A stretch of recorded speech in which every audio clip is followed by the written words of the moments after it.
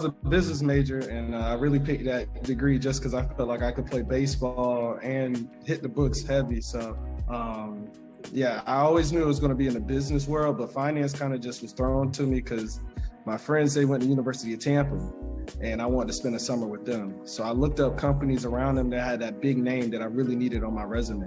So I was one of those guys that just typed it in on Google.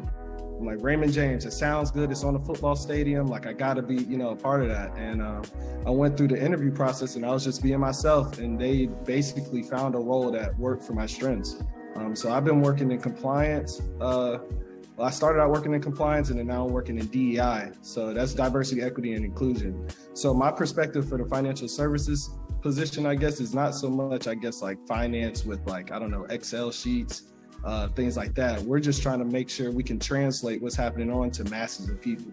And compliance keeps everybody safe. DEI keeps everybody together. So that's my job with Raymond James in finance.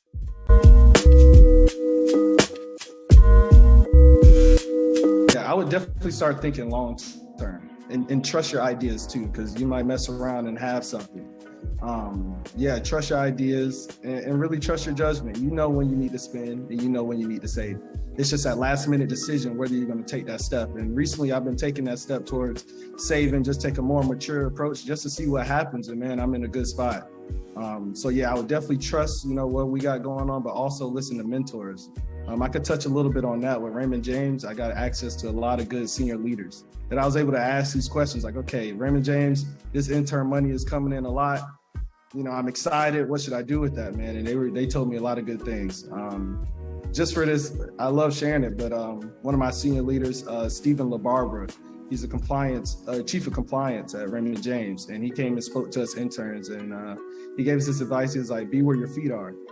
And so I think that's a good lesson to learn when it comes to money management, career advice. Just wherever you are, just try to maximize the most out of it. And when you do that, man, it's hard to explain how cool it is.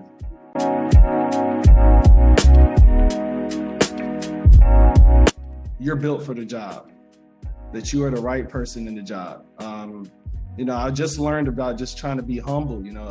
I got a big time opportunity, and it kind of hit me before I was able to register, like how big the opportunity was. So when it finally hit me, I'm like, oh man, like, do I tell my friends how well I'm doing here without showing off? Little things like that. That was something I had to work hard with. And I can promise you, man, we are the people for the position. Like, we are built for it. They chose us. And you just got to embrace the role you're in. So if I had to go back in time, that would be my advice. Embrace the role you're in, embrace who you are. And once you start doing that in the workplace, that goes a long way, because I think everybody is always trying to fight that. Everybody's always trying to, just make sure they're safe with themselves, mentally, physically, spiritually, and all that. So if you can show that early on, then the senior leaders are going to start pulling you aside and having those conversations. And those are the ones you want to be in.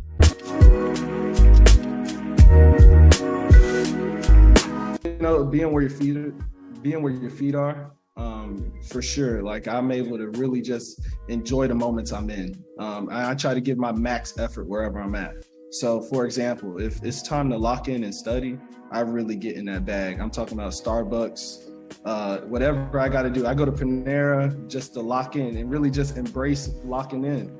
I think, sometimes we feel like we got to perform sometimes and be like, oh, I'm acting, but really just do what works for you. So me, I go to Panera and I lock in. When it's time to go in the gym, I lock in, I give it my all.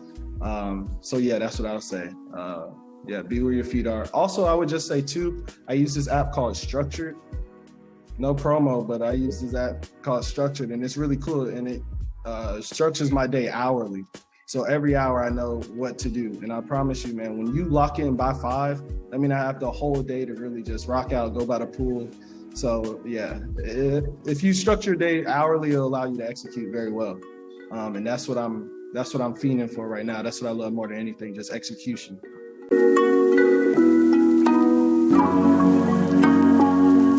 Yeah, I use baseball analogies a lot, man. I remember when I was trying to get recruited, and I'll be like, oh, I'm doing this in the field. I'm doing everything I'm supposed to do, and the coaches still won't, offer.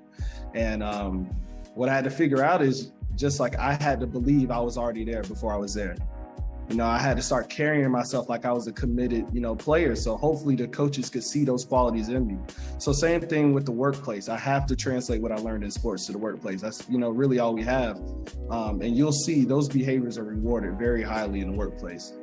So what I did was pick things that I was good at in other areas and try to apply it in the corporate space. And man, did they love it. Honesty, hardworking, empathy, things that I got from sports and just my day-to-day was able to translate. So that's what I would do. Start working on your skills that can translate, because that can take you a long way. We can teach anybody to do the job, but personal skills, honesty, those are some things that are, tough to work on. So that's what I would start.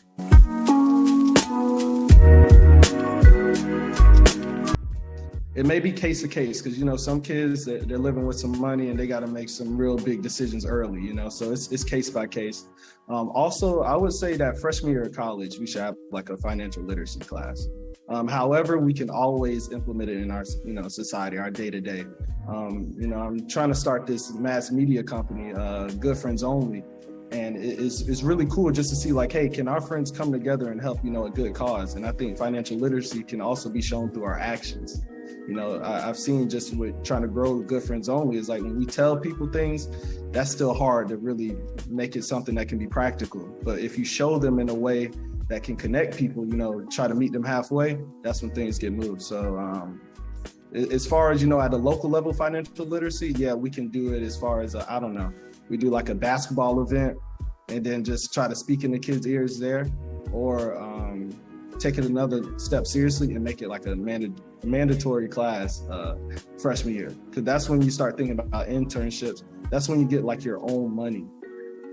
Like my parents, thank God, man, I'm so appreciative for them, man. But, they worked really hard to set me and my brother up. So now I was able to get money on my own. That feeling is a little different because it's really yours. So you're like, oh, I worked hard, I'm about to spend this.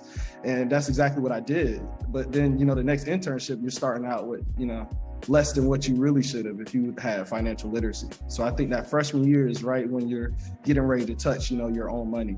And if I had, some knowledge behind that, I think I would have made some better decisions.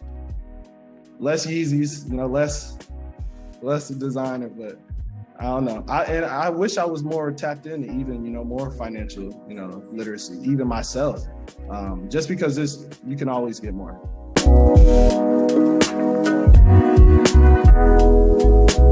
Yeah, 15, 20 years, man, I just want to be in a position to help as many people as I can. I've been blessed to meet a lot of good people throughout my career, my friends, sports. And when you meet a lot of people, you hear a lot of, stories, beautiful, tragic.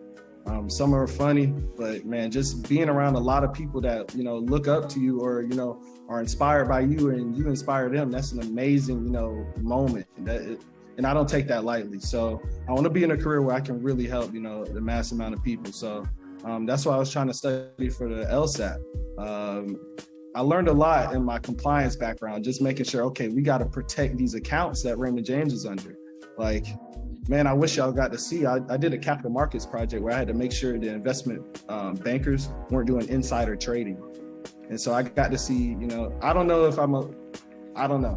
how much I'm supposed to say, but basically I just had to make sure we weren't cheating. And that was really cool, man. Just seeing the amount of money and the amount of weight on these decisions are big. I gotta be, the smart guy. I gotta be the guy that knows compliance. I gotta be the DEI guy.